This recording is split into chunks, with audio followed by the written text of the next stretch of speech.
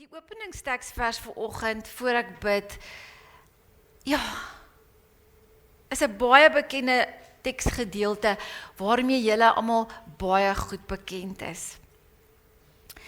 En ek wil 'n bietjie praat, my tema vandag is van aangesig tot aangesig. In Engels sou sê face to face. Die Hebreërs beteken panem el panem. En ek lees uit 2 Kronieke 7 vers 14. En wees gou saam met my. Kyk gou wat sê die woord. Dit is so kragtig. Hy sê if, as. If my people, which are called by my name, will humble themselves and pray and seek my face and turn from their wicked ways, then I will hear from heaven and will forgive their sin and heal their land. Sal hulle land genees. Sal hulle land genees, nie? Sal hulle land genees. If my people will humble themselves and pray and seek my face. Nou, my face in Hebreërs beteken penei. En dit beteken eintlik my teenwoordigheid, my aangesig. Dit beteken nie letterlik fisies God se gesig nie. Want ons kan nie sy gesig, sy aangesig direk aanskou nie. Dit beteken, dit veronderstel so 'n nabye kontak met sy teenwoordigheid. In Bybelse terme impliseer dit 'n direkte persoonlike kontak met God homself. Dit beteken van aangesig tot aangesig. En as ek sou sê, in Hebreërs beteken panem el panem. En dit was so die afgelope tyd my gebed, as ek in God se teenwoordigheid kom, as ek Lord, panem el panem. Here, vandag wil ek U aangesig sien. Ek wil met U praat, Here, van aangesig tot aangesig. Direk. Ek wil nie meer, Here, van aangesig tot aangesig, dit is my begeerte. En kom ons bid, Here Jesus, vandag, Here, is dit ook ons begeerte, ons diepe begeerte, die diepste begeertes van ons hart, Here, is om U van aangesig tot aangesig te leer ken, te aanskou, met U te praat, Here Jesus, niks meer beperkings nie, Here, niks meer skeiding nie, Here Jesus, ons hartsbegeerte is ook panem el panem, in Jesus naam. In Jesus naam, Here, ek bid dat hierdie woord op elkeen se hart sal val, Here, en diep sal sny. Here, U kan praat met elkeen soos net U kan. En ek vra nou, Here, dat U teenwoordigheid hierdie tempel sal vul. En sal praat, Here Jesus, in U wonderlike naam. Amen. Nou, ek het op my hart gehad om vir julle 'n baie kort videoklippie te wys. Hy's nie eers 1 minuut lank nie, maar hy is vol inligting en ek wil jy moet baie mooi kyk. Wat hierdie videoklippie impliseer en dan gaan ons van daar af verder gesels oor dit wat ek voel die Here op my hart gelê het. Prys die Here. Prys die Here. Kyk gou hierna. Training fleas requires a glass jar with a lid. The fleas are placed inside the jar and the lid is then sealed. They are left undisturbed for 3 days. Then, when the jar is opened, the fleas will not jump out.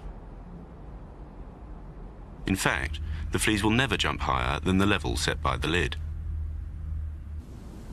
Their behaviour is now set for the rest of their lives. And, when these fleas reproduce, their offspring will automatically follow their example.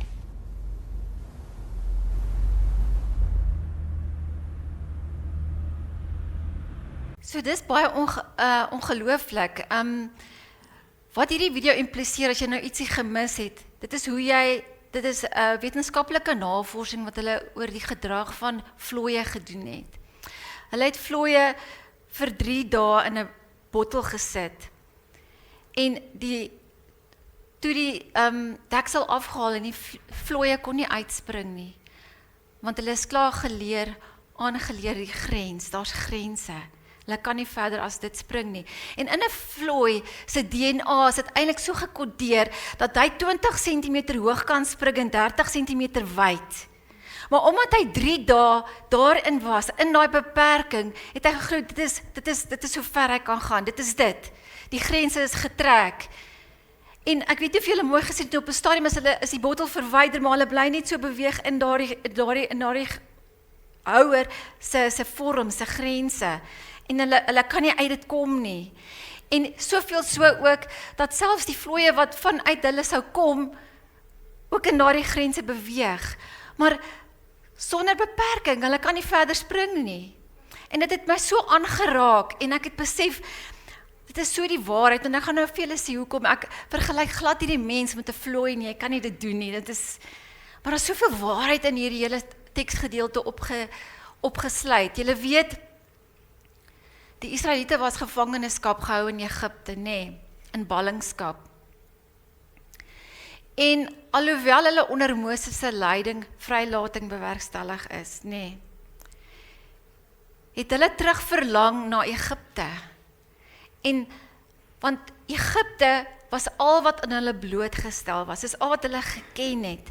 Die voorsiening wat Egipte kon bring, is al wat hulle geken het, en die kinders geken het, wat vanuit daai Israeliete uitgebore uit is ook. Maar God het vir hulle beloofde land gegee. Hy het vir hulle vryheid bewerk, volkome vryheid. Julle weet, Egipte beteken limitations.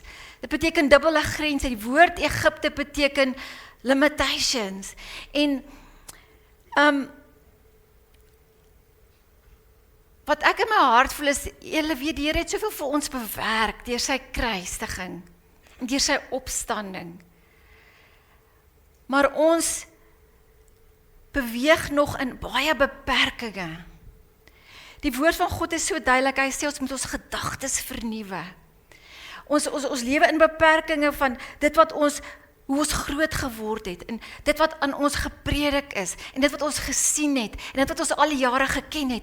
Maar julle, daar's ver meer in Christus. In Job 36 vers 16,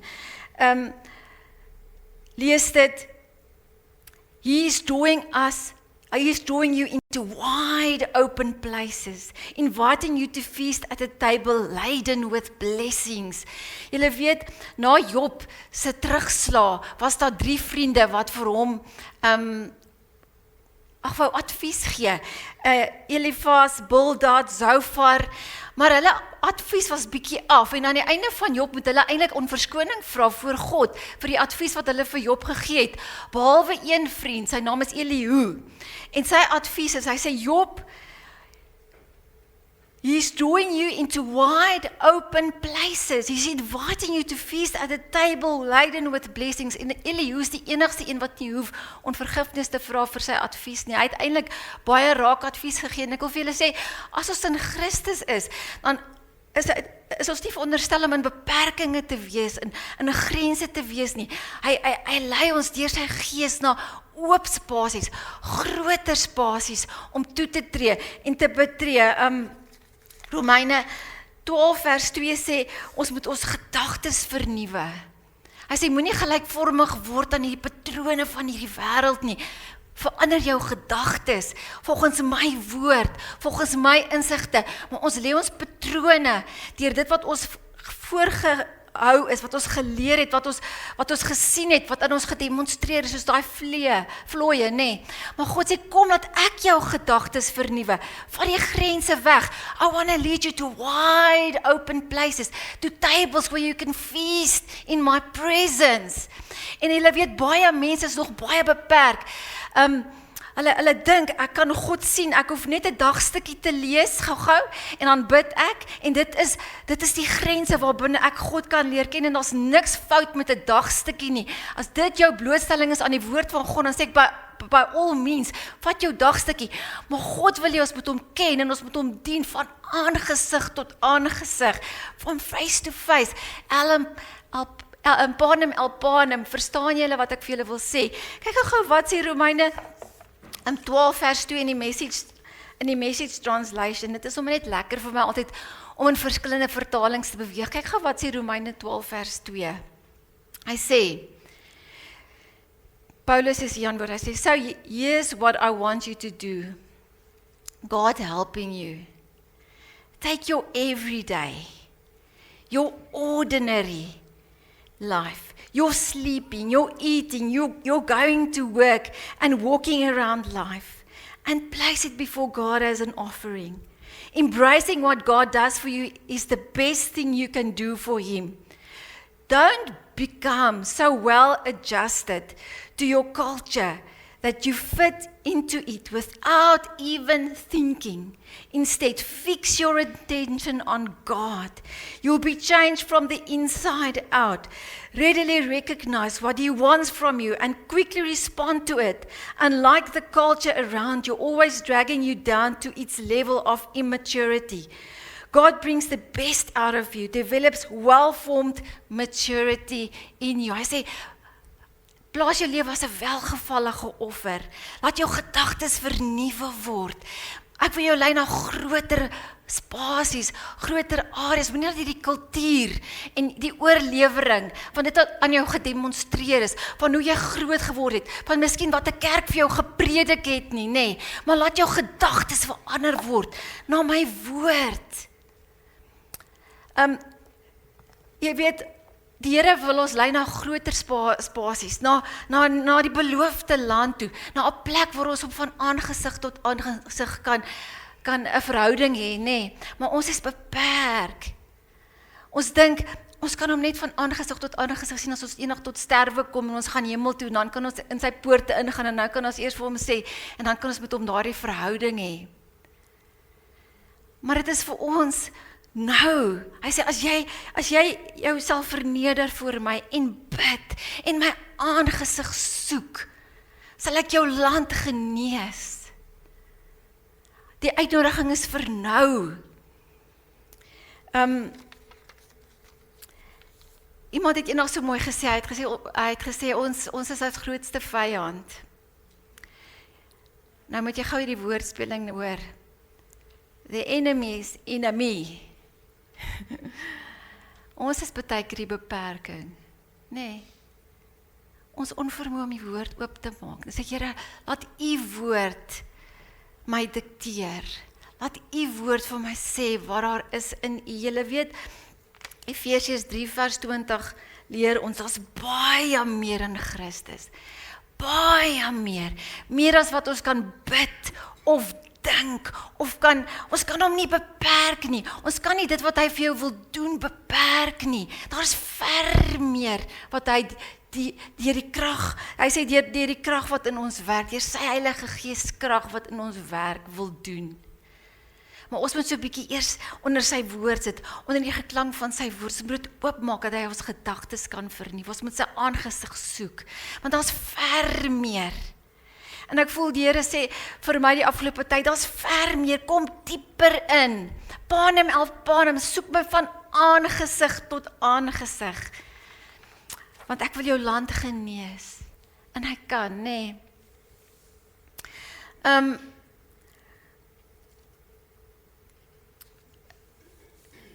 Eksodus 33 vers 11. Julle ken dit goed. Lees ons waar Moses met God van aangesig tot aangesig gepraat het. Nee. Dit is ook vir ons in ons verhouding met God vandag. Dit is nie net vir Moses beperk, dit is vir ons vandag ook. Want Jesus Christus het vir ons die weg oopgemaak na God die Vader. Hy is die weg na God die Vader. Maar baie mense sê, okay, maar verder, in Exodus 33 vers 20 tot 23 sê dit, you cannot see God's face, for no one man shall see God's face and still live. Julle weet, verder aan sê dit, jy kan nie God sy aangesig sien en dan aanhou lewe nie, dit is onmoontlik, julle ken die teksvers. Maar as jy regtig gaan kyk wat die woord beteken, wat in die woord staan, die gedeelte in Exodus 33 vers 11, vir sy aangesig beteken panem, ek het julle gesê, dit beteken sy teenwoordigheid. Maar die gedeelte in Eksodus 33 vers 20 waar hy sê, ons kan nie sy aangesig sien en aanhou lewe nie, is 'n ander woord. Dit is panai. En dit beteken sy heerlikheid, sy glorie. Maar dit is ook sy aangesig, want dit is deel van sy fasette. Dis een van sy fasette, is sy totale heerlikheid, sy glorie, nê. Maar dit is twee verskillende fasette.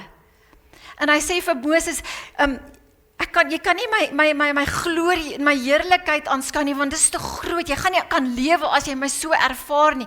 Kom, ek sit jou in 'n skeer, kruip in 'n skeer weg, dan loop ek verby, dan kan jy dan ietsie kry van my heerlikheid, maar hier impliseer hy nie sy aangesig nie, hy impliseer 'n ander faset van hom, sy heerlikheid, sy goddelikheid, sy glorie. En hy het dit nie gedoen om hom te weerhou nie, hy het dit gedoen om hom te beskerm, want dit is so heerlik en dit is so groot, as hy dit die totaliteit van God se heerlikheid sou beleef, sou hy nie aanhou lewe nie. Maar dit is nie dieselfde woord nie. Die een van sy gesig, sy aangesig, sy soete teenwoordigheid is panem, die een van sy glorie is panai. So as jy ooit gedink het, maar ek kan nie, want die woord sê, ek kan nie sy aangesig gaan skou en aanhou lewe nie, dan impliseer dit 'n ander faset. Ek wil dit net vir julle regstel.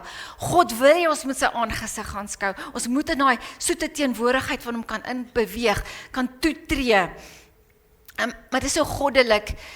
Ek moet dit net eers weer wys.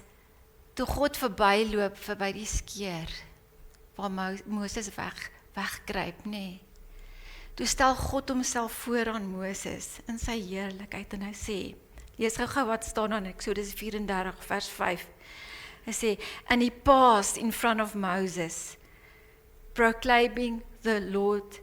Hy sê, I'm the Lord, the compassionate and gracious God, slow to anger and abounding in love. Dis hoe God homself voorstel.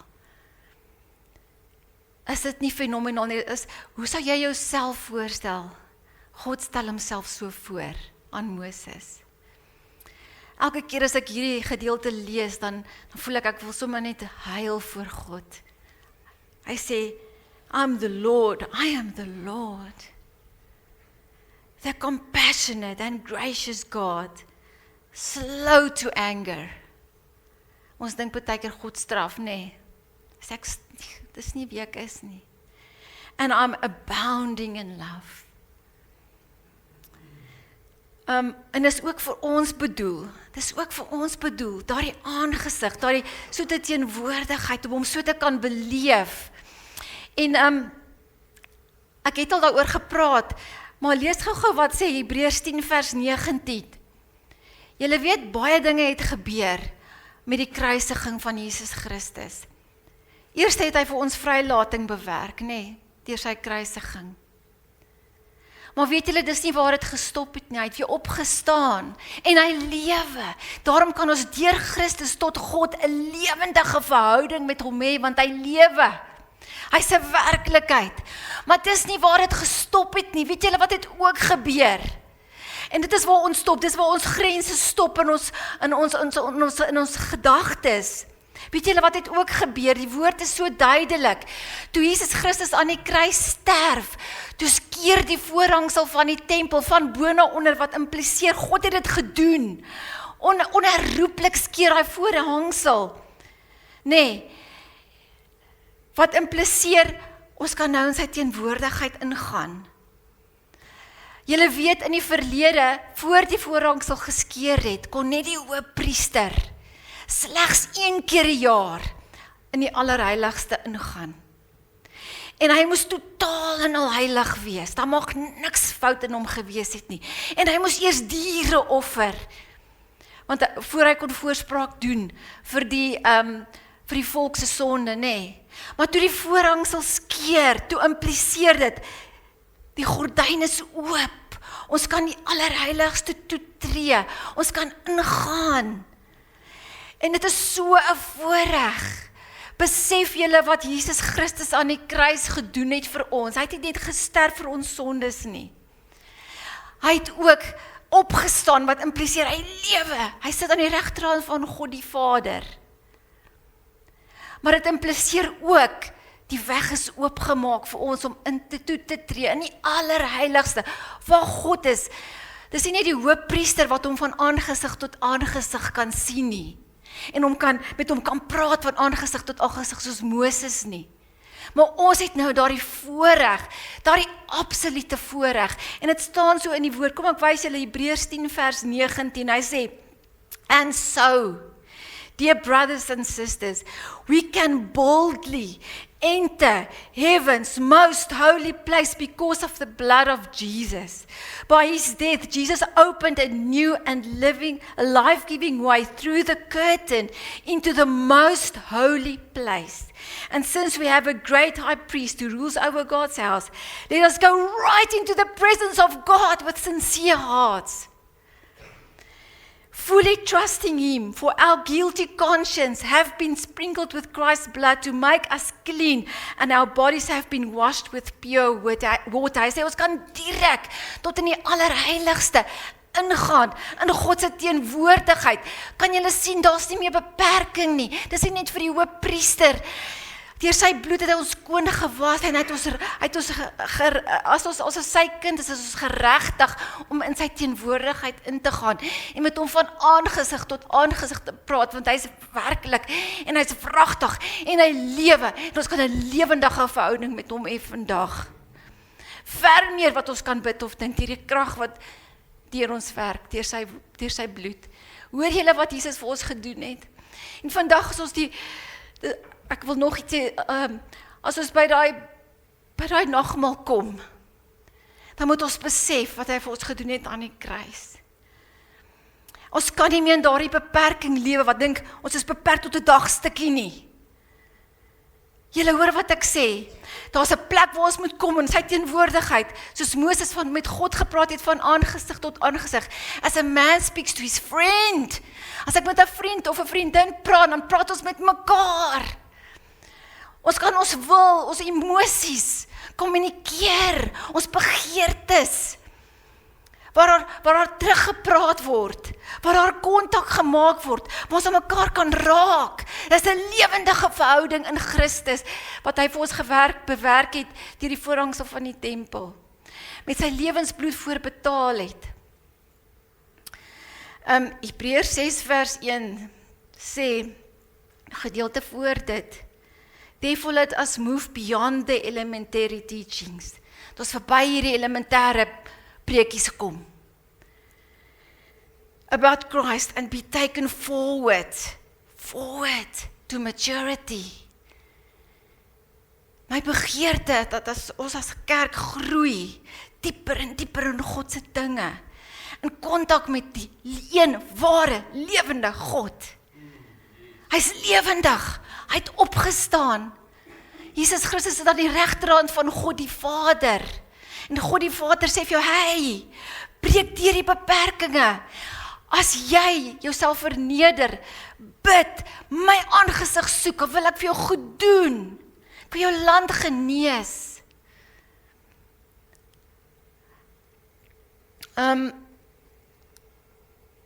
God het vir ewig daai grens geskeer, deur die voorhangsel. Jesus het dit bewerk vir ons. Daai grens is weg, permanent. Die woord sê skizo, dit beteken hy is so gewelddadig geskeer, hy kan hom nie regmaak nie. Hy is oop. Hy nooi jou uit. Dis die grootste geskenk wat die kruis vir ons bewerk het. Nie net ons sondes nie. Dis die grootste geskenk wat vir ons bewerk is aan die kruis. En my oë daarvoor oopgegaan.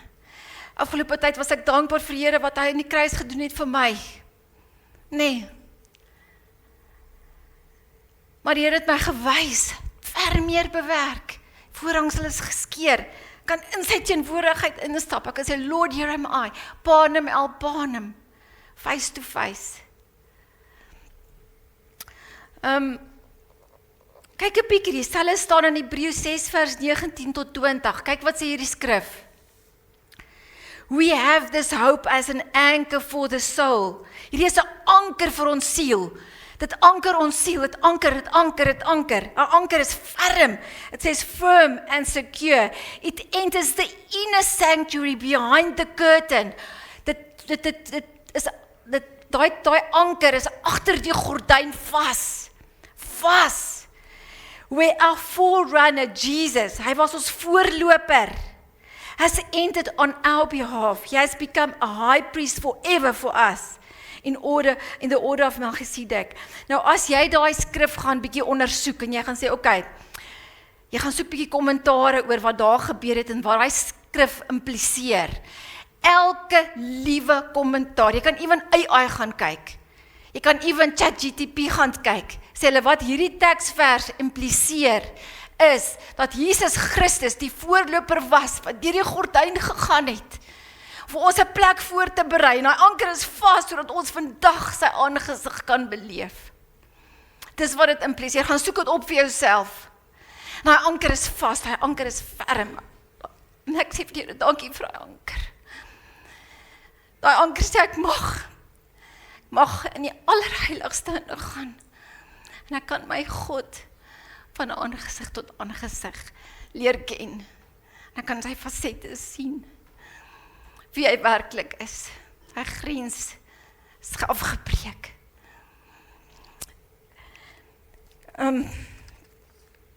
Dit is so groot. Ons kan daai geestelike dimensie ingaan. God is gees. Die woord sê hy is gees. En ons kom aanbid in gees en waarheid. Dis waar ons gaan kry van aangesig tot aangesig. En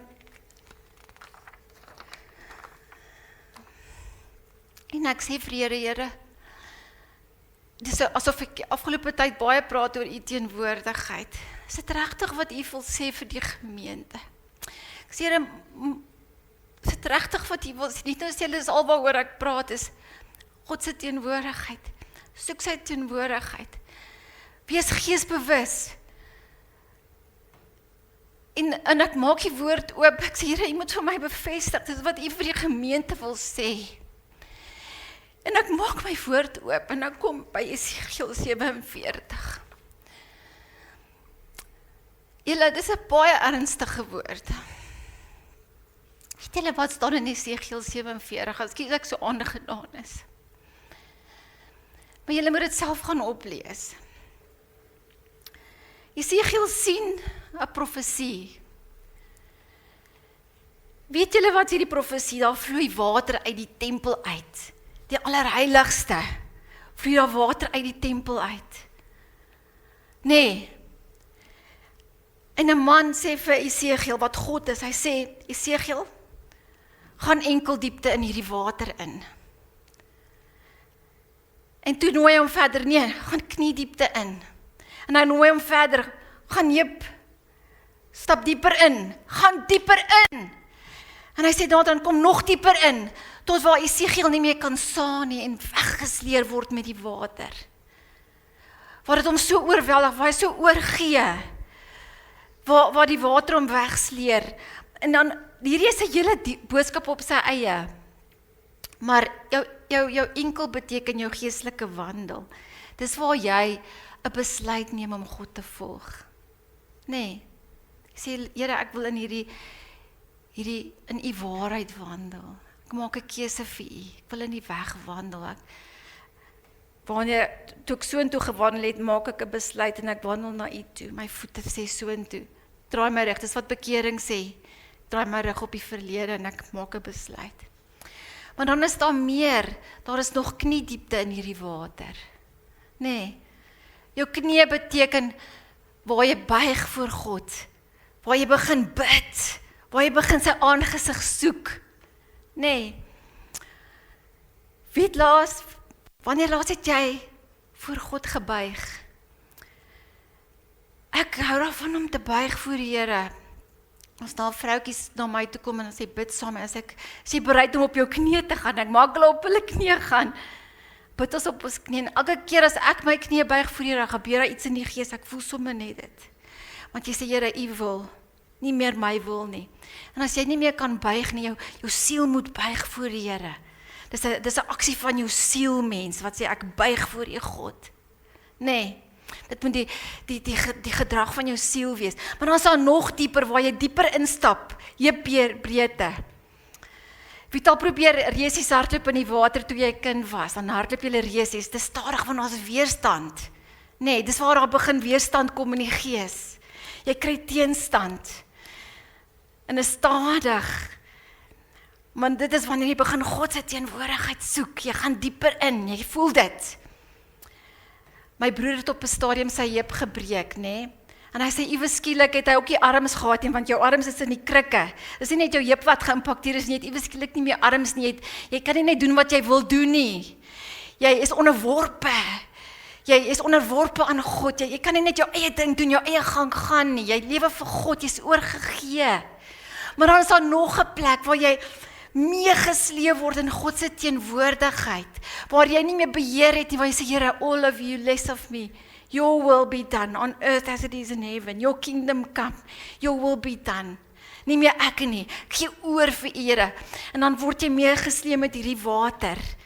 Nee, en dit laat my dadelik dink in Hooglied van Salomo, waar die meisie sê, dit is 'n vergelyking tussen God en sy bruid, waar sy sê, jou oë, Here, U aangesig het my oorweldig en my meegesleer soos water. Gaan lees dit bietjie, Hooglied van Salomo 6 vers 5. En selfs in Hooglied van Salomo 8 vers 7, praat sy van hoe sy liefde haar meegesleer het. En ek sê, Here, ek wil dieper, dit is my begeerte, dieper in die teenwoordigheid, nie meer grense nie meer net voete in my enkels, of my knie diep nie meer heup diep nie, Here, ek wil alles van U beleef, al die fasette, ek wil U dieper en dieper leer ken, en ek was so aangedink, ek sê, Here, ek weet nou, dit is die woord wat U wil sê vir die gemeente, daar's meer in Christus, kom verby die beperking, moenie net die grense sien nie, weet julle toe die, Israeliete uit Egipte gegaan het in Deuteronomium 17, was daar 'n sterk opdrag, hulle mag nooit weer Egipte toe gaan nie. Hulle mag nie perde daar gaan haal nie, hulle mag nie hulle voete daar weer sit nie, dit is verby. En ons kan nie weer teruggaan na daai beperkende denke oor God, oor wat daar is in Christus, en is net dit, en is net so ver, en is al wat daar is in Christus nie. Daar's ver meer. Daar's ver meer in Christus, ver meer as wat ons kan bid of dink of kan beredeneer, want hy het opgestaan, hy's 'n werklike en ware en lewendige God. En as jy verder lees in Jesegiel 47 vers 9, kan jy sien, dit vertel verder van hierdie rivier, van alles waar haar die water aanraak, het dit gelewe. So ver hy water gaan, soos wat die profeet meegesleer word, oral waar hy water raak, lewe dit. En laat my dink aan die gedeelte waarmee ons geopen het, wat hy sê, ek wil jou land genees. Bid en soek my aangesig, ek wil jou land genees. Oral waar hierdie water geraak het, was daar lewe. Selfs die soutwater het vars geword. Nee, dis iets vir my kragtig. En die water spreek van Johannes 7 vers 37, beteken lewende water wat uit ons binneste sal vloei. Openbaring 22 vers 1 tot 2, daardie water het baie sterk profetiese betekenis as jy bietjie die woord ken. Nee, die water wat uit sy tempel vloei, van die binnekamer, van die voorhof, van die tempel, van die allerheiligste. Dis wat die hele visie van die segel geïmpliseer het, gesê, kom dieper, kom dieper, kom dieper, kom dieper. En al het jy vandag, en jy sit en jy sê, maar ek het 'n werklike lewendige verhouding met God, ek het vanoggend met hom gepraat, wil ek sê, daar's nog dieper vir jou. Daar's nog, as jy enkel diepte is daar knie diepte, daar's nog dieper, daar's heup diepte, daar's nog dieper waar jy meegesleer word net saam met God. Hoe heerlik, hoe loflik, watter doelwit, wat 'n mylpaal vir ons as kinders van die Here. Dit is so 'n voorreg vir ons.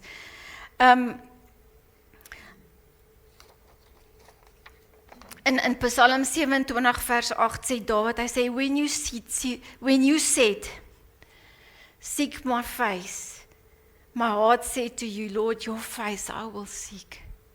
Dis wat Dawid sê, hy het op 'n stadium ervaar hoe God sê, soek my aangesig. En Dawid se respons was, Lord, your face I will seek. I will do it. Panem el panem.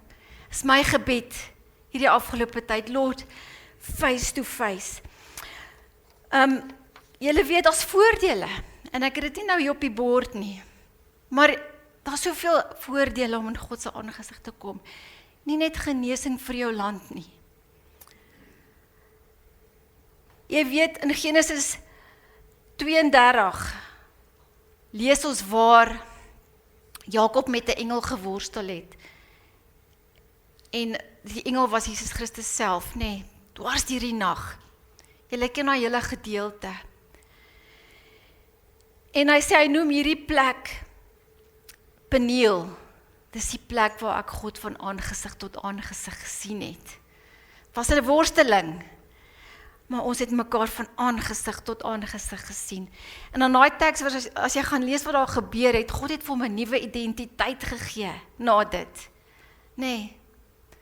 Hy het sy heup getref, wat beteken, hierso, submit. Kom net so bietjie, gee oor, en wat gebeur? Hy kry 'n nuwe identiteit, God gee vir hom 'n nuwe naam, hy sê, ek noem jou nie meer Jakob nie, jy is nou Israel. En dis wat gebeur as ons in God se teenwoordigheid kom, en ek sê vir julle, ek doen dit nog steeds vandag. Ek gee vir jou 'n nuwe identiteit, ek gee vir jou 'n nuwe naam. Ek weet want hy doen dit. Hy kom en hy gee vir jou 'n nuwe naam. En is bietjie, baie keer in daai teenwoordigheid was van aangesig tot aangesig, waar ek my goedjies moet op uitstoei. Here, maar ek verstaan nie ding nie. Hierdie ding, Here Jesus, en ek soek sy aangesig. Kom in sy aangesig, al moet ons bietjie oor dit praat. Al moet ek dit deurveg. Maar tot op 'n punt waar ek sê, Lord, I submit. Dieper, nie net my heup nie. Dieper. En dan sê hy, kom, ek verander jou identiteit. Ek noem jou iets anders nou, ek gee vir jou 'n nuwe naam. Hy doen dit nog steeds vandag. Partykeer dan sê hy vir jou, wat is jou naam? Jou nuwe naam. Dit is die lewendige verhouding wat ons met hom kan hê. Nee. En ek weet dit is so, want hy doen dit. Die einde van Job 42 vers 5, wat hy nog doen, as ons hom van aangesig tot aangesig soek. Weet jy wat doen hy nog? Hy laat jou 'n nuwe faset van hom leer ken. Hy openbaar sy glorie aan jou. Aan die einde van Job, sê Job vir hom, Here, ek het van U gehoor, maar nou het ek U gesien van aangesig tot aangesig. Gaan lees Job 42 vers 5. Hy het maar altyd maar net van God gehoor, maar na alles wat hy deur is, God se teenwoordigheid gesoek het, gaan lees Job, daar was baie kommunikasie, hy het vrae gehad vir God. God het hom geantwoord vanuit die hemel, hy het gesê, brace yourself like a man, kom ek sê vir jou. Toe antwoord God vir hom uit die hemel uit. Toe sê, ja, I've always heard about you, Lord, but now I've seen you face to face. God wil 'n werklike faset van hom aan jou openbaar vandag. En ek dink nie, weet nie wat jy dink van God nie, wat was die beperking wat vir jou geleer is nie, maar toe God verby Moses stap by daai keer, toe sê vir hom, I am the Lord, gracious and compassionate, slow to anger, and abounding in love. Dis wie God is. En hy wil daai faset van hom aan jou ook openbaar. Hy is nie 'n God wat net straf nie, en wat slegte dinge oor jou pad toelaat nie. Dan het jy maar 'n mispersepsie van wie God is. Want dis nie wie hy is nie, dis nie hoe hy homself eers voorgestel het aan Moses nie. En ek wil eindig met dit. Julle weet, baie mense sê, ek het nie die dissipline of om nou elke oggend vroeg op te staan of om 'n tyd te maak vir die Here te soek nie. Ek het nie tyd nie, jy weet, ek is so besig, asof dit 'n straf is. Dis nie 'n straf nie, dis die grootste voorreg vir my en jou as kind van die Here, om God se teenwoordigheid te mag soek. Dier gekoop aan die kruis, vir ons oopgemaak, daai voorhangsel. Julle hoor wat ek sê, to see him face to face, panem el panem. Hy sê in sy woord, Markus 12 vers 30, jy moet die Here jou God lief hê, met jou hele hart, jou hele siel, jou hele verstand, jou hele krag. Kan jy jou krag begroot om tyd te spandeer in God se teenwoordigheid? Hy sê, jy my lief met jou krag ook. Het jy 'n bietjie krag? Party mense sê, ek het nie krag om 'n bietjie vroeër op te staan nie. Maar ek het vir Here gesê, Here, my eerste krag kom na U toe, want U verdien dit. Hy sê, ons moet hom lief hê met ons hele hart, ons hele siel, ons hele verstand, ons hele krag. Kan jy 'n bietjie krag uitsit vir die Here, vir sy aangesig? Hy het so 'n uitnodiging vandag vir jou, en hy sê, kom soek my aangesig. Ek wil jou land genees. Hoor julle wat die woord van God sê vir jou? En ek kan vir julle sê, hy is werklik, want ek moet hom praat met hom. Ek glo met my hele hart hierdie woord. Julle weet, ek wil gou eindig met sommer net 'n getuienis. My ma praat gereeld, hulle bly nie Oos-Vrystaat. Ekskuus, is eintlik so blywende woord. En dan verneem ons bietjie op mekaar se doen en late, en sy vertel my wat het gebeur. Hulle is al 85, my ma en my pa. Sy sê, een nag word sy wakker en sy staan op en sy kan nie weer verder slaap nie. Wat soms gebeur? Ek weet nie wie weet wat nee, ek kan iewers nou nie meer verder slaap nie. En julle weet die God van Israel slymer of slaap nooit. Julle ken daai teksvers. So jy kan sommer in die nag sommer met hom begin praat. Net daar in die nag kan jy sommer met hom begin tyd spandeer. Here, U is groot. U is lofwaardig. U is heilig. U is God. Ek is lief vir Here. Ek waardeer U. En sy sê, sy begin sommer die Here loof en te prys, so in haar bed. Sy probeer slaap. Sy dink, weet, maar ek sal so lank bid. Sy begin bid vir die kinders en vir die kleinkinders en iewes skielik ervaar sy die heerlikheid van God daar in haar kamer. Sy sê oorweldigend, sy ervaar God se heerlikheid. Sy maak my pa wakker. Sy noem hom Maatjie, hulle noem mekaar Maatjie. Sy maak hom wakker, sê Maatjie, ervaar net saam met my God se heerlikheid, sy teenwoordigheid, sy aangesig. My pa word wakker, hy ervaar daardie tasbare heerlikheid, teenwoordigheid van God. My ma bel my, sy sê, Marie, weet jy wat? Dis wat ek ervaar het. Ek sê, mamma, ek weet dit. Ek weet dit, mamma, ek glo dit met my hele hart. En ek eer die Here vir 'n ma en 'n pa wat aan my gedemonstreer het hoe om die aangesig van die Here te soek. Ek is soos hy Floyd wat my pa hulle vir my geleer het, daar's beperkings nie. Ek kan sy aangesig soek. Hulle het vir my gedemonstreer hoe hulle opstaan in die oggend en in God se aangesig. My ma en my pa. My ma het altyd in die kamer ingegaan, my pa in die sitkamer. God se teenwoordigheid gesoek.